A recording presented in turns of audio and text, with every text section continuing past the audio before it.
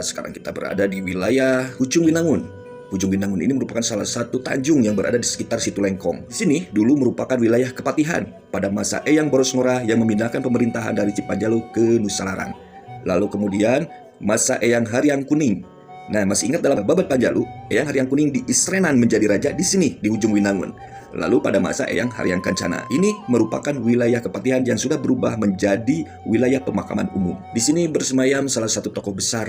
Beliau adalah putra dari Eyang Kadali Kancana yang disarepeun, juga merupakan ayah daripada Eyang Rahyang Kunang Natabaya. Sebelum mencapai makam keramat yang berada di ujung tanjung, kita melalui dulu pemakaman umum. Kenapa disebut Pucung Winangun? Konon katanya, di wilayah Kepatihan inilah ketika tamu yang datang akan berkunjung ke pedalaman di Nusa Larang, beliau menunggu di ujung bangunan. Mungkin pendopo ya, pendopo Kepatihan.